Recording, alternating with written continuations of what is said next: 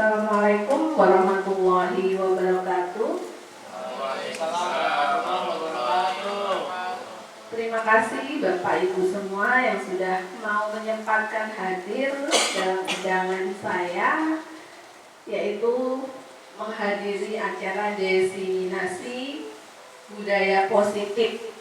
Ini adalah salah satu tugas kami sebagai guru penggerak, harus mendiseminasikan budaya positif di modul 1.4. Sebelumnya saya memperkenalkan diri dulu ya. Saya adalah calon guru penggerak angkatan 11. Nama saya Desi Suci Estiana.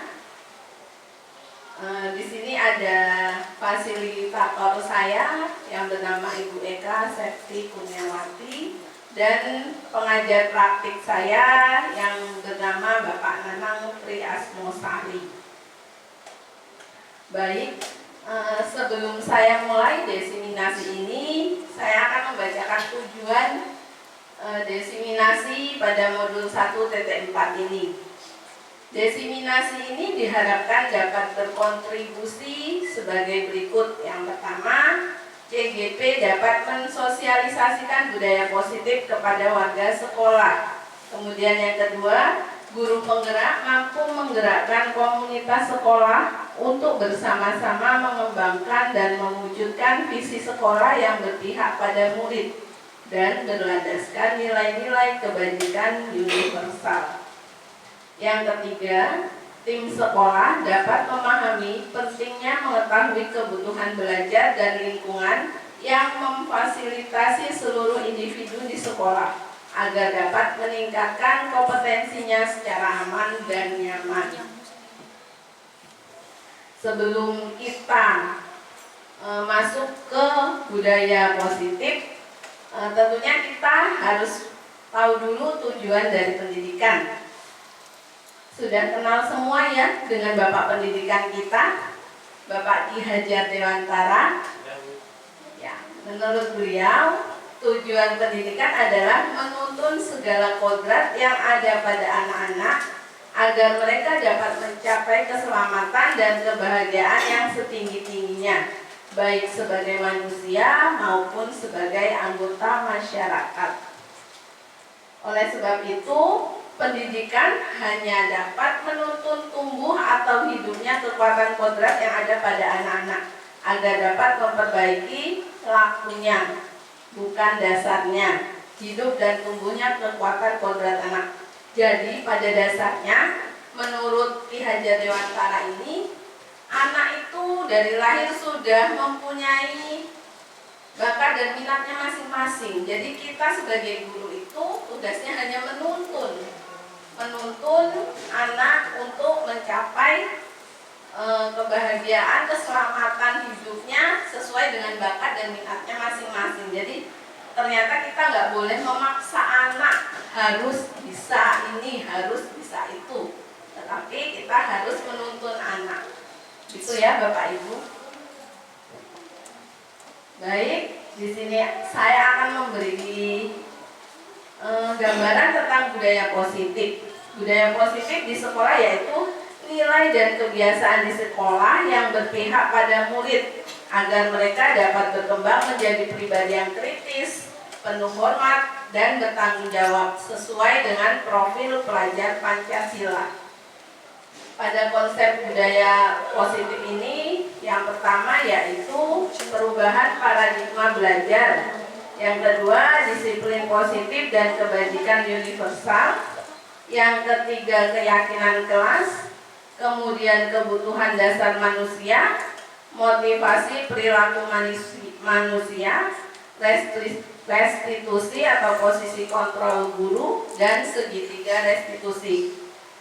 Pasti semua masih bingung ya, ini apa sih sebenarnya? Nah, di sini saya akan memberitahu tentang konsep utama budaya positif ini. Karena memang guru penggerak itu diwajibkan untuk berbagi, begitu. Yang pertama, perubahan paradigma belajar. Dalam membangun budaya positif sekolah, dapat menyediakan lingkungan yang positif, aman dan nyaman agar siswa mampu berpikir, bertindak dan mencipta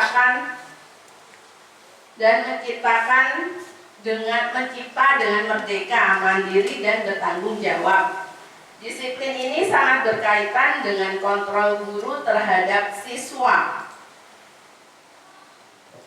Coba kita mau mencoba melakukan kegiatan yaitu cobalah buka. Bisa berdampingan ya dengan teman di sampingnya.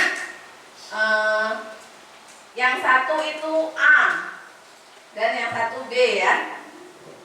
Di sini kegiatannya adalah misalnya yang satu A, misalnya Pak Fajar dengan Bu Rini.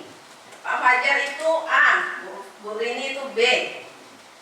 Tugas A adalah mengepalkan salah satu tangan. Jadi tangannya dikepal ya. Kemudian teman Bu Rini B itu mencoba dengan segala cara untuk membuka kepalan tangan Anda. Kira-kira kalau kita mengepal sesuatu nih yang sangat berharga, misalnya Pak Fajar punya berlian nih ya. Berliannya disimpan, benar-benar disimpan nih, supaya tidak diambil orang kan. Kemudian Bu Rini memaksa untuk mencoba segala upaya ya. Coba, sekarang kita coba dulu ya.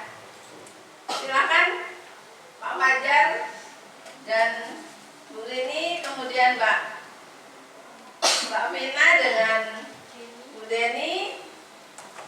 Sini Pak Gus, duduk Pak Gus. Bu Eka dengan Pak Jainal ya. Oke. Siapa nih yang A? Pak Fajar. Ya. Ya, Pak Fajar, Bu Deni, Bu Nika, Pak Ferlan dan Bu Eka ya. Oke, sekarang kita mulai ya. Dengan apapun, boleh bentak, boleh pukul, boleh apa, harus membuka tangan ini ya. Dan yang A itu harus tetap menggenggam. Upaya. Oke. 1, 2, 3. Coba.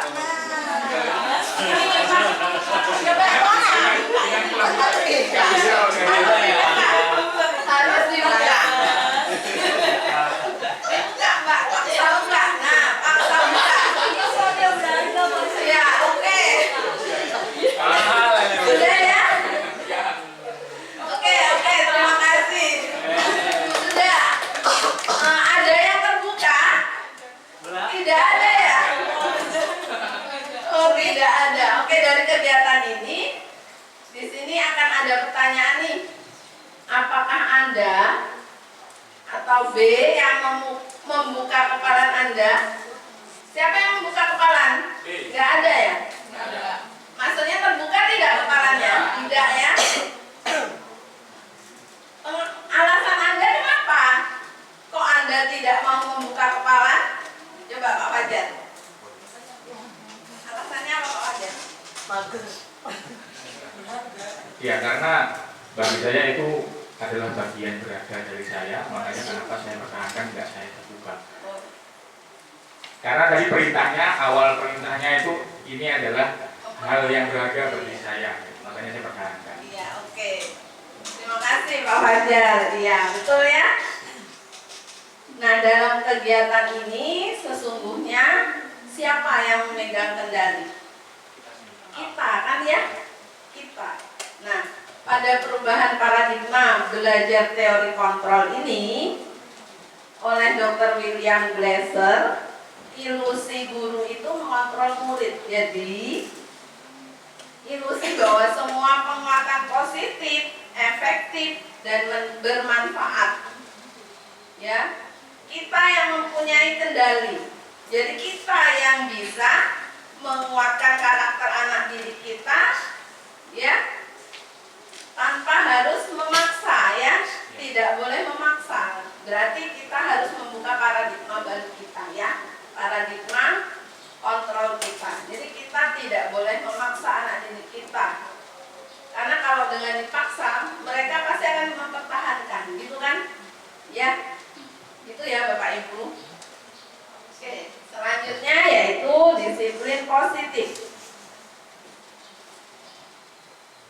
Disiplin positif dan nilai-nilai kebijakan universal. Disiplin adalah berasal dari kata bahasa Latin yaitu disciplina, yang artinya belajar.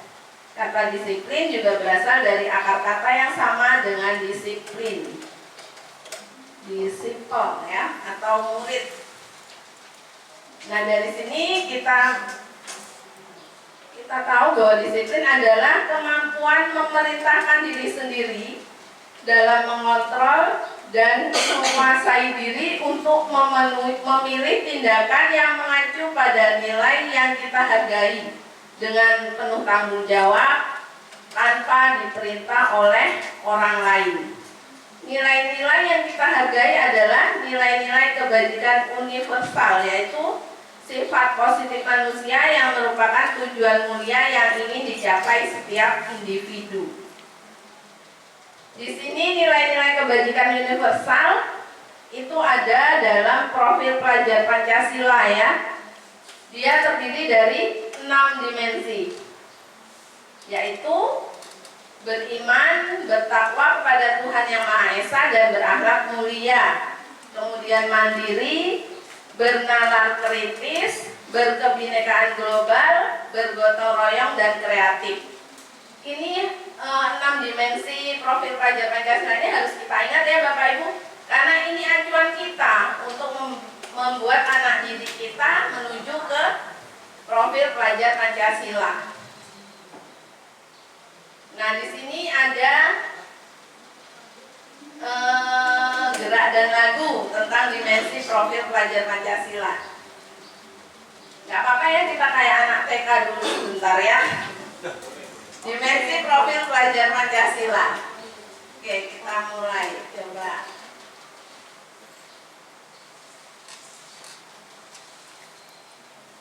Jadi apa enggak Bu? Oh ya, boleh berdiri Bapak Ibu, silakan.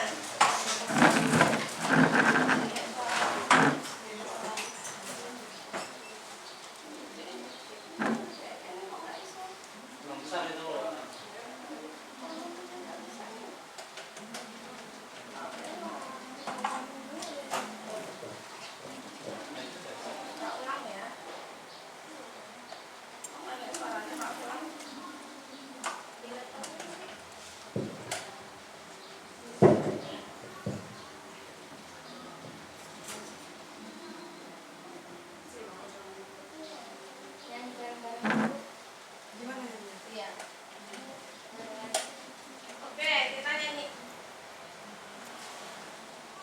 Kita nyanyi bareng-bareng aja ya. Maaf ini ya kalau enggak. Kayak tepuk tangan tuh. Kayak bisa tepuk tangan. Oke. Lagunya kayak gini.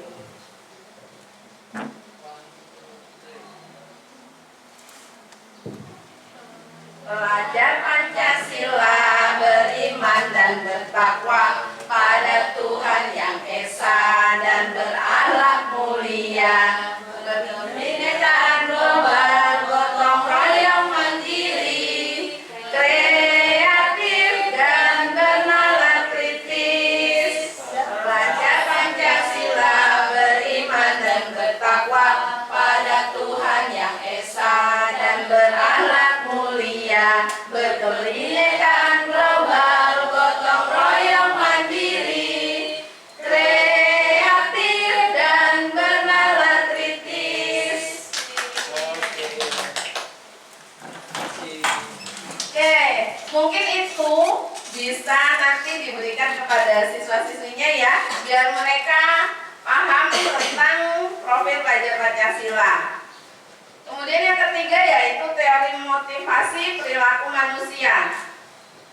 Nah, semua perilaku itu pasti memiliki tujuan, Bapak Ibu ya. Kita akan melakukan sesuatu itu pasti kan ada tujuannya. Nah, ini adalah 3 tujuan perilaku manusia. Yang pertama yaitu untuk menghindari ketidaknyamanan atau hukuman. Apa yang akan terjadi jika saya tidak melakukannya? Itu namanya motivasi eksternal. Kemudian yang kedua yaitu untuk mendapatkan imbalan dari orang lain atau apabila saya bisa melakukannya, misalnya gitu kan. Kemudian yang terakhir yaitu untuk menghargai diri sendiri. Saya akan menjadi orang yang seperti apa jika saya akan melakukan ini. Itu namanya motivasi internal. Nah, itulah tujuan disiplin positif ya, supaya siswa kita dia menyadari melakukan itu karena dia menjadi orang yang seperti apa sih saya gitu ya, menghargai dirinya sendiri. Dengan begitu pasti apa yang akan dilakukan itu dari hati mereka, tidak ada paksaan dari kita. Kemudian coba kita lihat di sini. Setuju atau tidak setuju? Hukuman dapat mendisiplinkan anak. Setuju atau tidak Bapak Ibu? Tidak ya? Ya. Kemudian yang kedua, pemberian hukuman dengan hal positif seperti membaca atau membersihkan halaman sekolah dapat meningkatkan disiplin anak.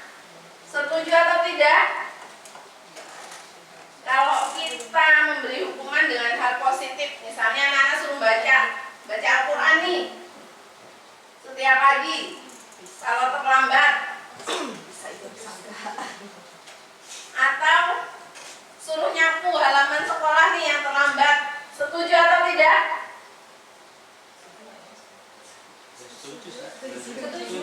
Setuju ya? Ya karena kan itu hal positif. Setiap hal positif yang dilakukan terpaksa pasti lama-lama akan menjadi terbiasa, kan gitu ya. Kemudian yang ketiga, memberi penghargaan dapat meningkatkan motivasi belajar anak. Setuju? Memberi penghargaan. Iya, bisa memberi motivasi, juga bisa membuat teman yang lain cemburu kan ya? Iya, jadi setuju atau tidak? Tidak ya. Oke. Kemudian di sini ada hukuman dan sanksi. Hukuman itu kalau menurut guru, kalau di dalam guru penggerak itu identitas gagal ya. Identitas gagal karena kita memaksa anak. Kemudian disiplin itu ada konsekuensi dan restitusi. Itu adalah identitas sukses. Identitas gagal ini misalnya sesuatu yang menyakitkan harus terjadi. Ya. Kalau dibuat konsekuensi atau restitusinya adalah sesuatu harus terjadi. Jadi positif ya. Sesuatu yang menyakitkan itu harus terjadi kan? Itu hukuman ya. Misalnya kita mukul anak, kalau anak itu nggak benar, atau kita marahin di depan teman-temannya, nah itu kan termasuk dia tersakiti ya. Nah itu tidak boleh Bapak Ibu ternyata kita. Kemudian tidak nyaman untuk murid, itu hukuman itu tidak nyaman untuk murid. Yang ketiga, korban mendapatkan keadilan. Yang keempat, murid akan tersakiti. Pasti dengan hukuman ada murid yang tersakiti. Misalnya, ini ada anak yang berantem nih, 2 anak berantem. Kemudian kita sebagai guru menanyakan siapa yang salah. Kemudian kalau ada yang salah, misalnya satu anak salah nih, kita marahin. Ya. Jadi kan satu anaknya yang berantem, yang dia korban, itu dia seneng. Tetapi temannya yang lain merasa tersakiti karena dimarahin, dihukum. Jadi kita tidak boleh seperti itu Bapak Ibu ya. Untuk disiplin itu murid dibuat tidak nyaman ya. Kemudian penguatan hanya bertahan dalam jangka waktu pendek, memerlukan monitoring dan supervisi terus-menerus dari guru. Tapi kalau kita melakukan restitusi itu adalah suatu pilihan, ya. Kemudian menguatkan untuk murid dalam jangka waktu panjang. Korban itu mendapatkan ganti, murid atau anak mendapatkan penguatan. Jadi kalau kita pakai restitusi, anak yang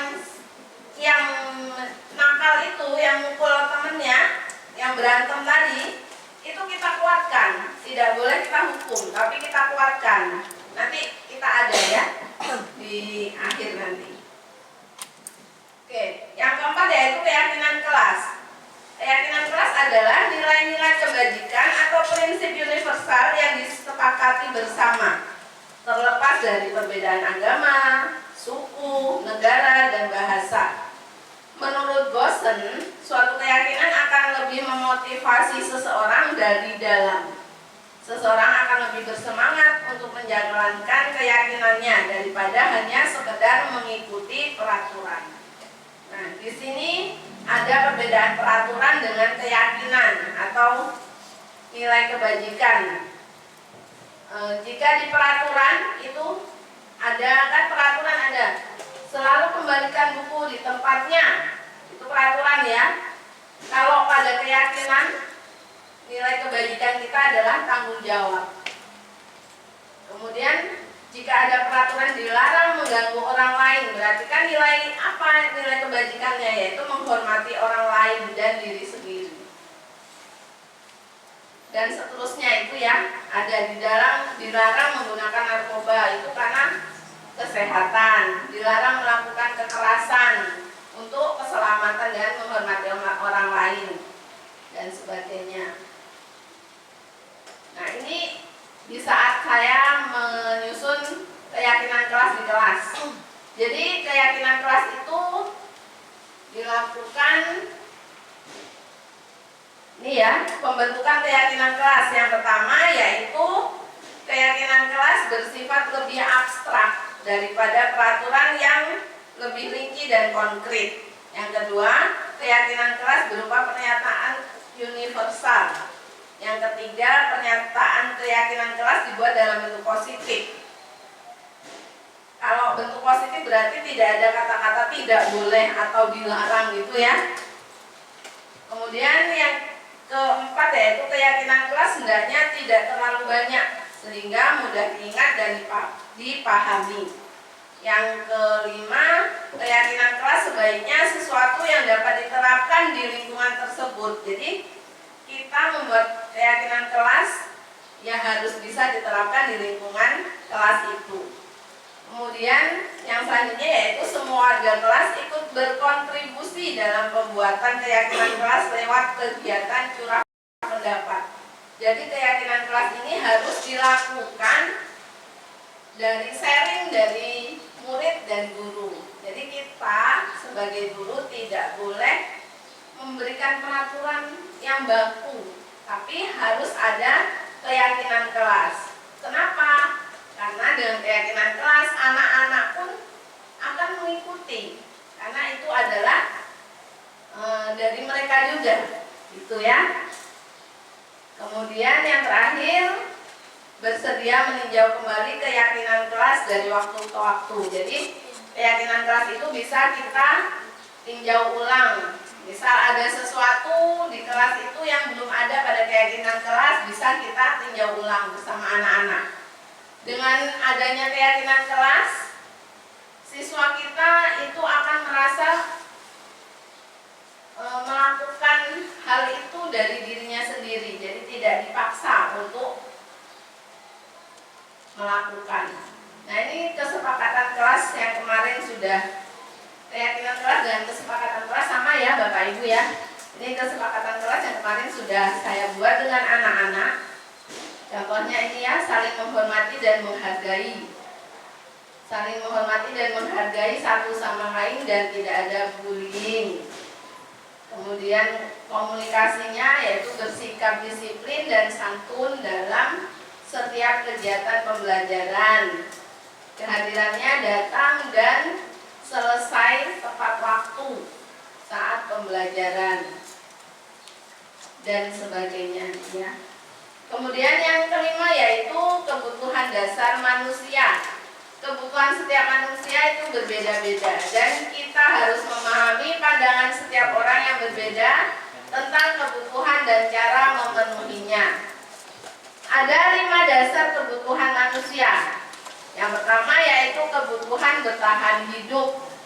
Yang kedua, kebutuhan untuk diterima atau kasih sayang dan rasa diterima. Yang ketiga, penguasaan, yaitu kebutuhan pengakuan atas kemampuan.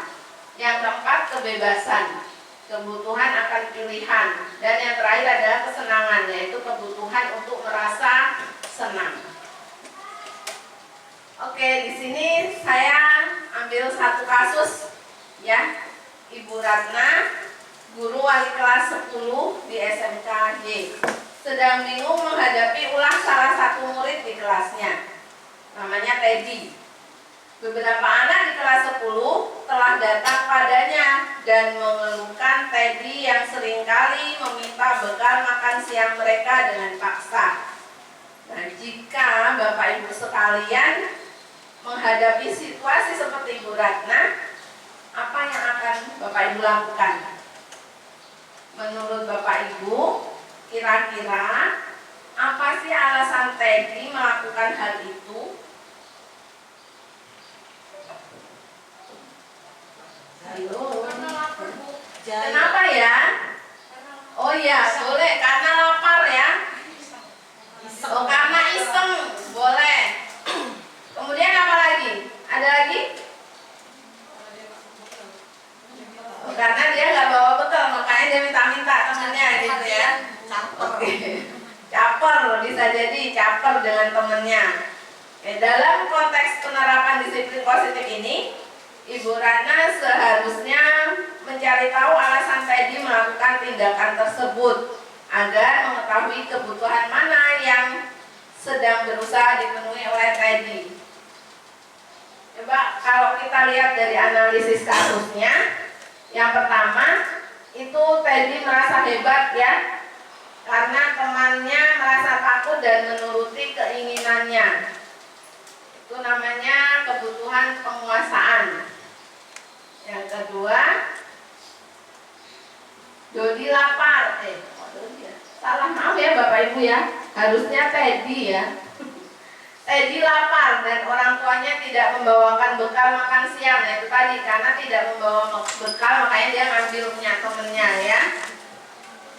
Yang ketiga yaitu teman Teddy jadi memperhatikan Teddy. Dia berarti caper itu tadi ya, dia membutuhkan kasih sayang ya. Kemudian yang keempat yaitu Teddy merasa bosan karena selalu dibawakan bekal yang sama. Dia bosan, ibunya ngasihnya telur terus, jadi dia bosan, dia mau punya temennya, dia pengen yang lain. Itu dia berarti sedang meluapkan rasa kebebasannya ya, kebutuhan dasarnya kebebasannya itu masih harus dipenuhi. Kemudian yang terakhir Teddy hanya iseng itu tadi ya, dan menikmati wajah teman-temannya yang kesal. Itu kesenangan.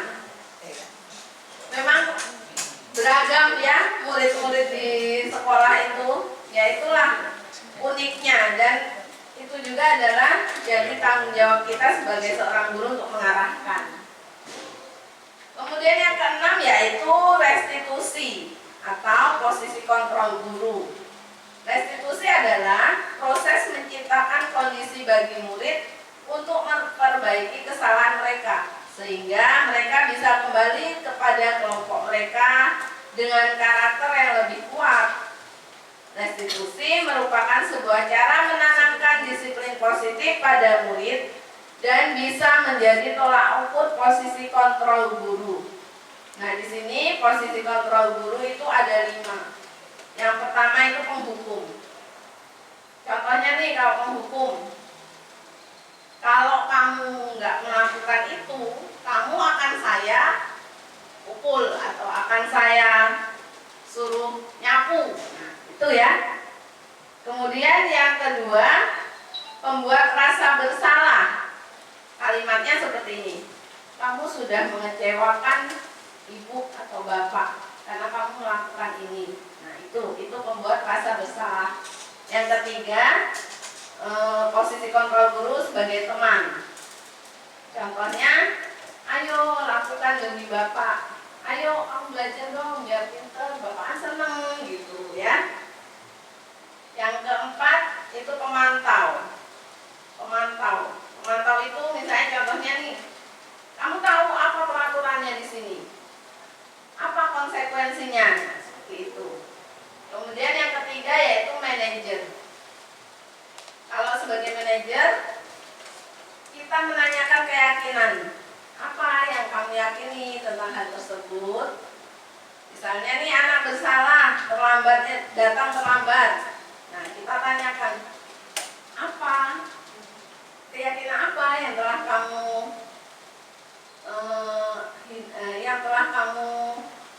apa? Kalau keyakinan kelas kita misalnya nih datang tepat waktu, berarti kalau dia terlambat kan berarti dia sudah melanggar dari keyakinan kelas itu ya, yang tidak dilakukan gitu. Sekarang saya mau tanya nih, Bapak Ibu sudah menjadi posisi kontrol sebagai guru itu sebagai apa? Coba, Pak Jainal, ini kan ada 5 posisi kontrol ya Pak. Nah, kira-kira Bapak itu ada di posisi yang mana sih?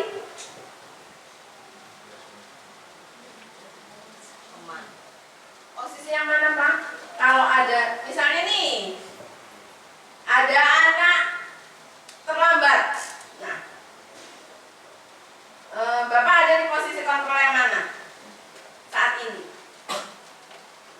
Yang nomor 1, 2, atau 3, atau 4, atau 5? Kalau Pak Fajar? Saya lebih ke semua. Oh, ke semua Pak?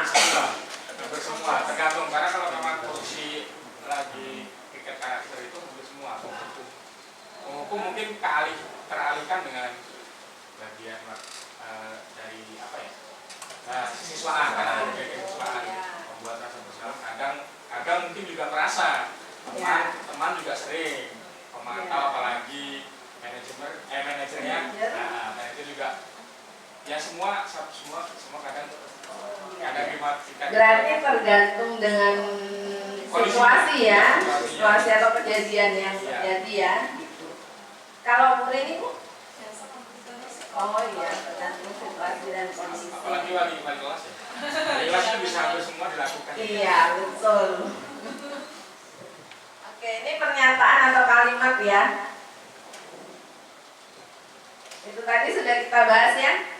Pernyataan atau kalimatnya, misalnya saya kecewa sekali dengan kamu, itu dia merasa sebagai posisi kontrolnya adalah sebagai pembuat rasa bersalah dan sebagainya ini.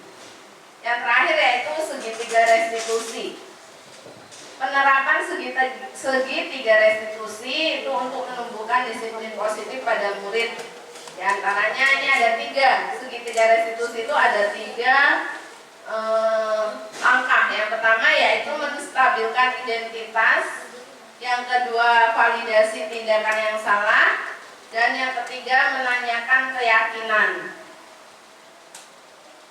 Dalam menstabilkan identitas, yaitu bagian dasar dari identitas bertujuan untuk mengubah identitas anak dari orang yang gagal karena melakukan kesalahan menjadi orang yang sukses.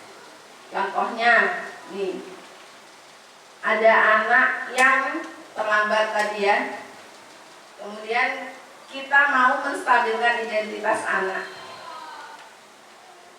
Kan kita sudah nanya ya, kenapa kok kamu terlambat, kan ya. Kemudian pasti dia menjawab. Kemudian kita, apa yang kita katakan?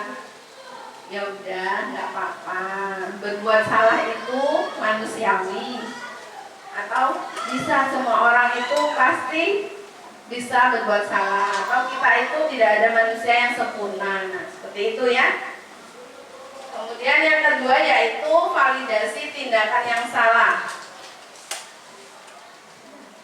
Guru hendaklah memahami bahwa tindakan yang dilakukan murid untuk memenuhi kebutuhan dasarnya, sehingga mendasari tindakan murid berbuat kesalahan. Contohnya ini, kamu pasti punya alasan kenapa kamu melakukan hal itu. Jadi kalau terlambat kan pasti kamu ada alasannya ya, kenapa kok kamu terlambat terus itu. Nah itu cara kita memvalidasi tindakan yang salah.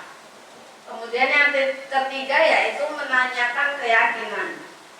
Jadi ketika identitas sukses telah tercapai dan tingkah laku yang salah telah divalidasi, maka anak akan siap dihubungkan dengan nilai-nilai yang dipercaya dan berpindah menjadi orang yang diinginkan.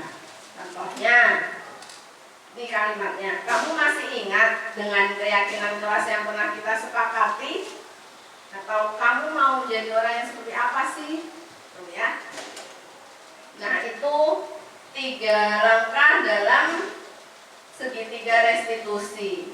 Mungkin Bapak Ibu sekalian sudah pernah melakukannya, tapi tidak tahu ya itu tuh apa sih namanya. Nah, makanya di sini kami sebagai guru penggerak itu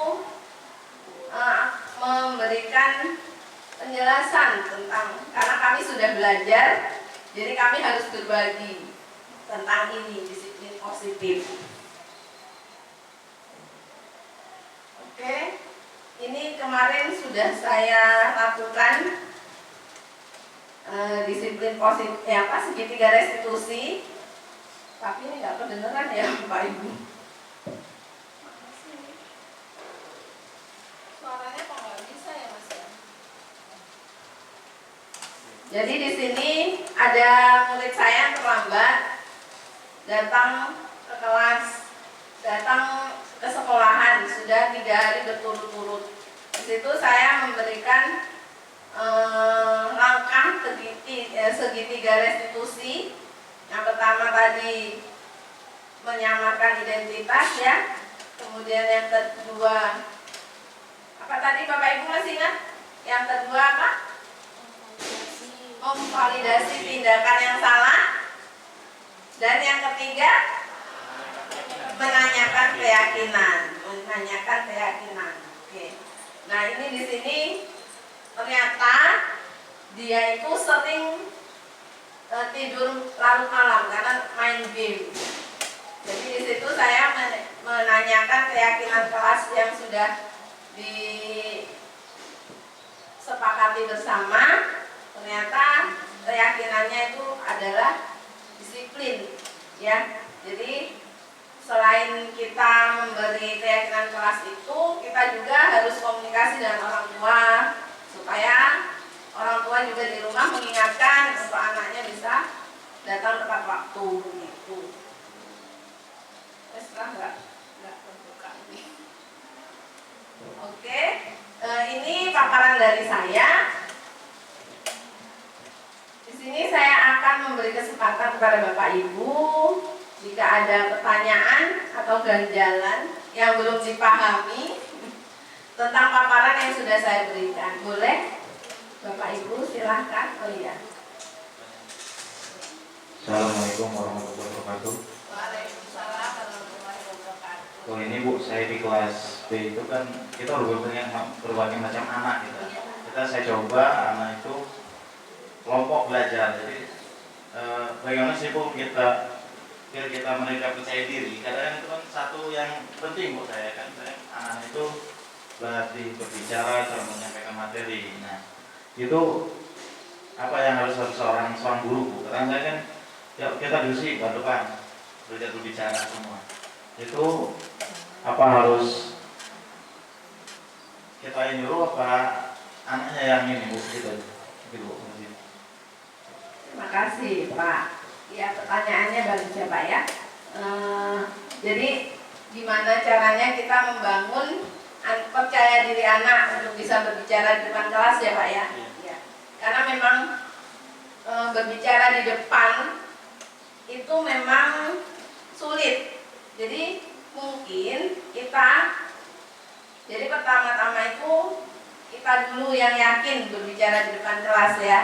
Karena dengan kita yakin berbicara di depan kelas, anak-anak pun yakin dengan materi yang kita berikan. Kemudian kita beri pendekatan kepada siswa. Jadi kalau dalam kelompok, ya udah pertama kita suruh dalam kelompok itu ya udah pertama kita suruh itu ya, kita suruh anak-anak itu untuk diskusi menyelesaikan masalah. Kemudian mereka suruh membagi Pak, membagi waktu pemaparan di depan, presentasi di depan, membagi siapa yang jadi moderator, kemudian siapa yang memaparkan, kemudian siapa yang menanggapi. Jadi dengan begitu mereka bisa belajar untuk percaya diri menyampaikan apa yang mereka diskusikan gitu Pak. Mungkin itu ya Pak ya. Bisa dipahami ya Pak ya. Oke, ada lagi? Boleh Pak Fajar, Bu Ini silahkan, atau Bu Endang yang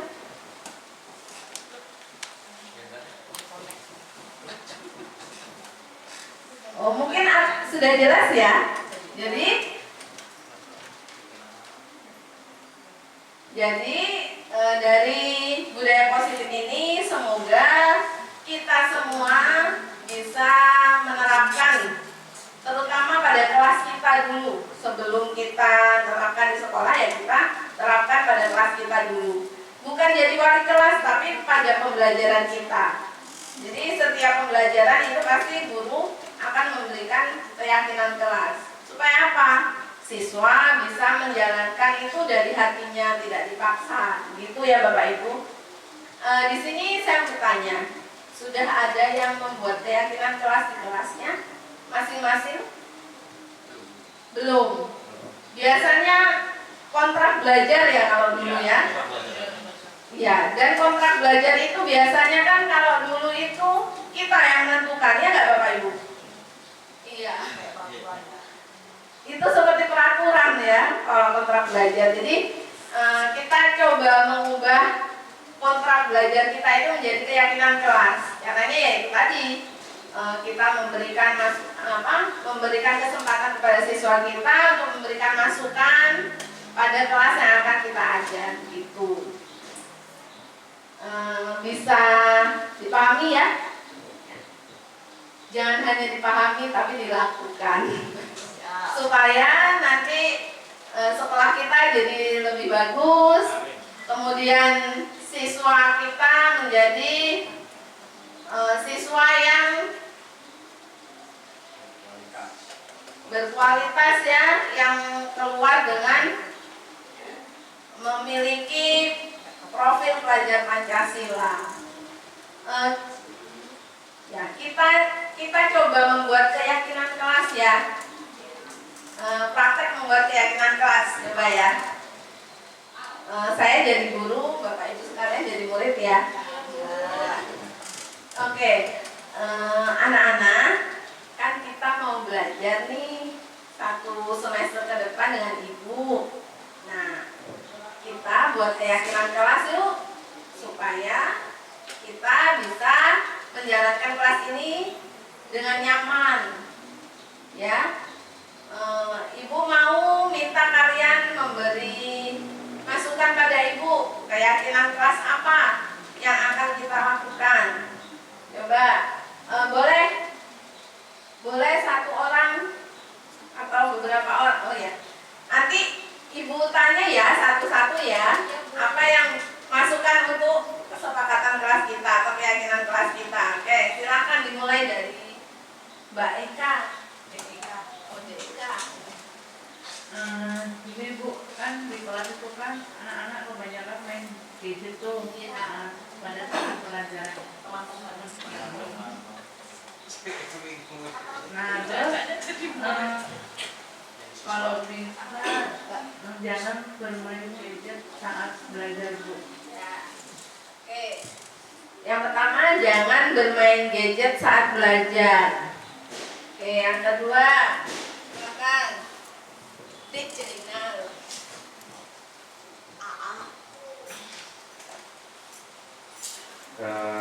Pendapatnya kita di apa ya, keyakinan perlu apa ya, disepakati aja Bu. Apa keyakinannya? Satu aja. Apa? Satu aja. Berani berpendapat. Tidak boleh tidur. Tidak boleh main HP ketika belajar. Oh iya. Oke, sama ya, silakan. Kakak Enda. Iya, saat belajar tidak boleh sambil tidur. Oh iya, tidak boleh tidur saat belajar ya. Harus pikir. piket kelas. Oh iya, harus piket kelas. Tidak boleh membuli dia, itu loh Bu, nakal. Oh iya. Tidak boleh membuli. Tidak boleh makan jajan di kelas Bu. Tidak boleh makan jajan di kelas. Tidak boleh bawa minuman selain air putih. Oh iya, tidak boleh membawa minuman selain air putih. Buang sampah pada tempatnya. Oh iya, membuang sampah pada tempatnya.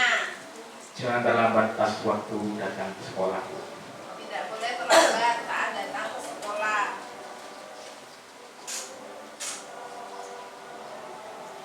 Oke.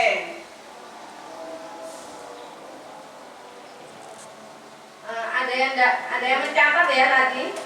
Ya, mulai coba Ibu lihat dulu.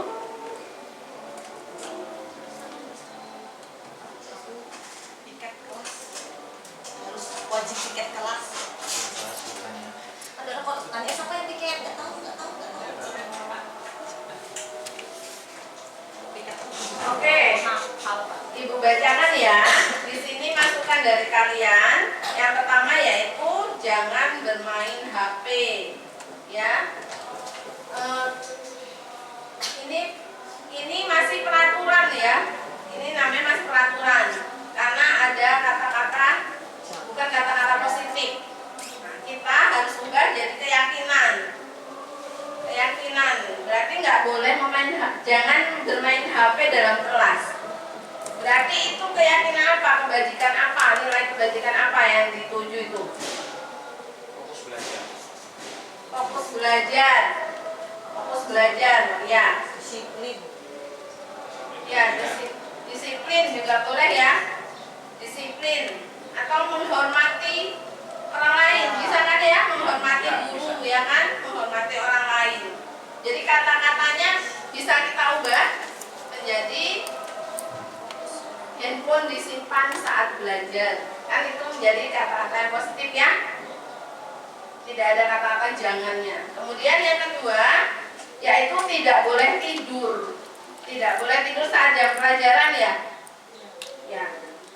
Itu masih peraturan ya, itu berbentuk peraturan karena ada kata-kata negatifnya, karena kata-kata positif. Nah, ini keyakinan kelas kita ya, itu nilai kebajikannya apa? Bapak Ibu. Ya, tidak menghormati atau nilai kebajikannya itu menghormati orang lain ya. Berarti kalimatnya yang bisa untuk keyakinan kelas apa? Menghormati bukan. Ya, menghormati sesama teman dan guru ya. Ya, itu bisa jadi itu ya. Kemudian yang ketiga yaitu tidak boleh makan jajan dalam kelas. Nilai kebajikannya apa, Bapak Ibu? Iya, disiplin ya. Bisa disiplin. Berarti kata-kata pada keyakinan kelasnya apa kira-kira? Kan ini masih tidak boleh makan jajan. Berarti kata-katanya apa? Makan jajan pada waktu istirahat, gitu ya. Ya, kemudian yang keempat, buang sampah pada tempatnya. Ya, itu nilai kebajikannya kebersihan. Ya, itu sudah masuk ya, buang sampah pada tempatnya. Itu sudah masuk ya di keyakinan kelas. Kemudian yang kelima yaitu tidak boleh membuli. Nah, ini masih ada ya ternyata ya pembulian ya di dalam kelas.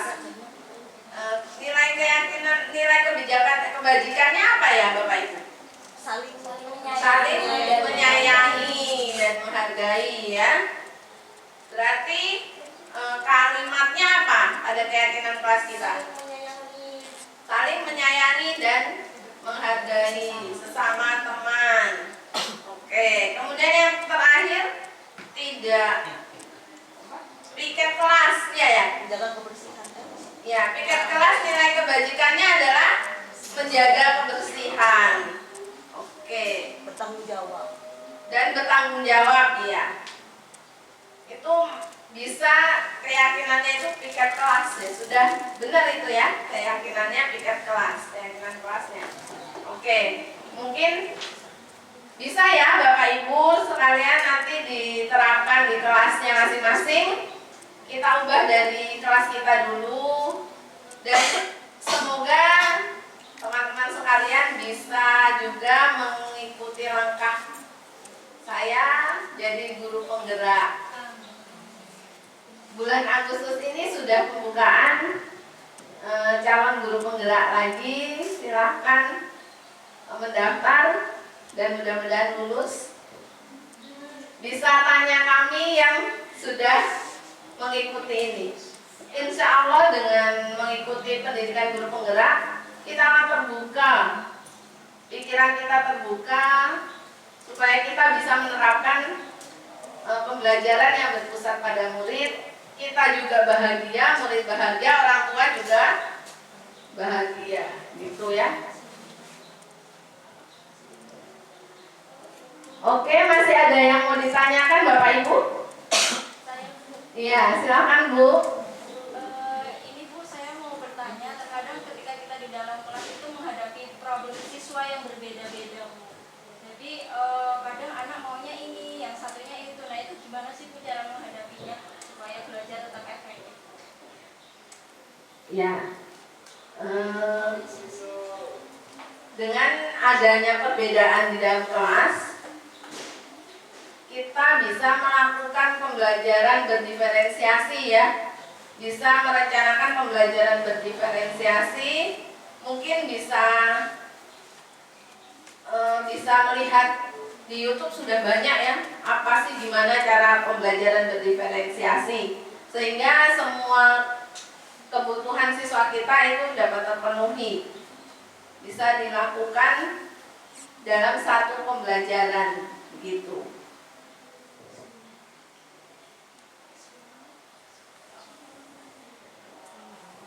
Oke, ada lagi paham ya Bu Deni ya? Ya. Nanti kalau belum paham bisa nanti tanyakan ke kami lagi gimana caranya pembelajaran berdiferensiasi. Mungkin desiminasi yang akan datang kita akan membahas tentang pembelajaran berdiferensiasi, begitu Bapak Ibu. Baik, kalau tidak ada pertanyaan lagi mungkin cukup sekian dari saya. Saya akhiri. Wassalamualaikum warahmatullahi wabarakatuh.